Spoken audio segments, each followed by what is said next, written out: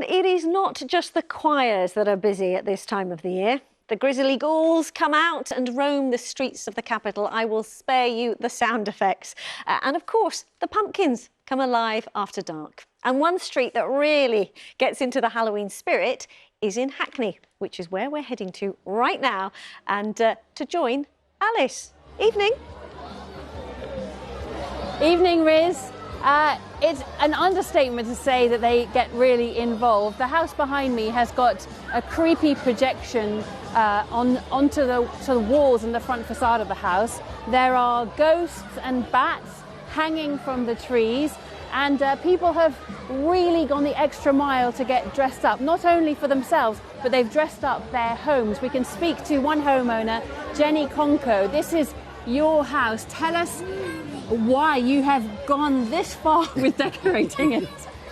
Well, when I was a child, my mother always got us to dress up for Halloween. It was a tradition. And then when I had my own children, we did trick-or-treating, but nobody decorated their houses. And then one year, I got in my bin and jumped out on all the people trick-or-treating, and that kind of worked. And then the next year, we took it a stage further and a stage further, and over the last 13 years, it's grown to this. We've been in coffins. This is my friend's son, Orson, who was the inspiration of dressing as a mummy. It's just grown and grown, and each time a neighbour moves in, they seem to catch on, and it literally has got as big as this now. And so is it a group effort? You've had to get all the street involved?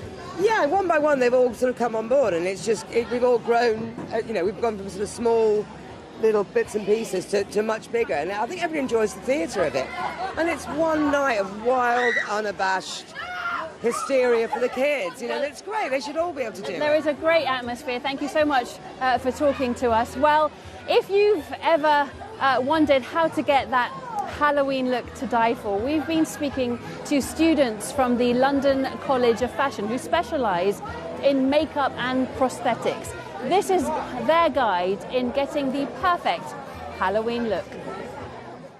The products you have doesn't limit you to what you can create for Halloween. That's the fun of it. So I'm Lucy, I'm a third year. I do the hair, makeup and prosthetics course. I'm doing a take on the classic Beetlejuice look. Most people have face paint or they have like their mum's makeup kit. When I was coming up with the idea for Beetlejuice, I knew that I wanted to incorporate some texture in it because the character's covered in a moss.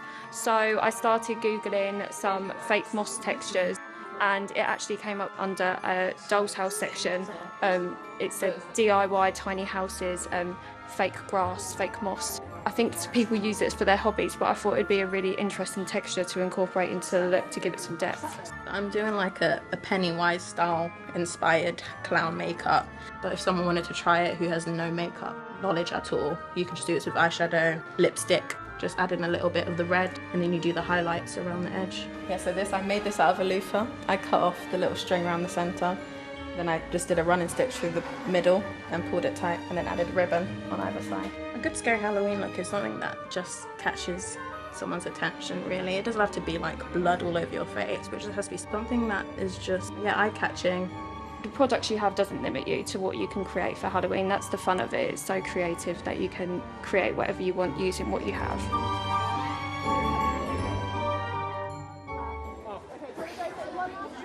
Well, we've sprinted down the other end of the street to another focal point, which appears to be some kind of ghosty, ghouly kind of hospital. Maybe the creepy ghost at the door can give us a wave, and we'd love to speak to some of the people who've been trick-or-treating. Tell us, you're live on BBC London. Has it been a good session for trick-or-treating? Have you been knocking on doors and getting treats? Yeah.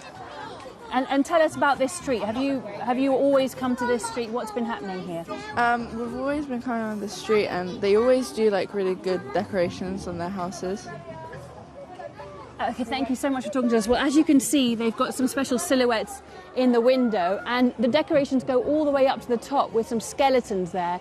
So it's pretty competitive. Back to you, Riz, in the studio. Alice, that is quite something, and we're clearly interrupting their trick-and-treating. Thank you.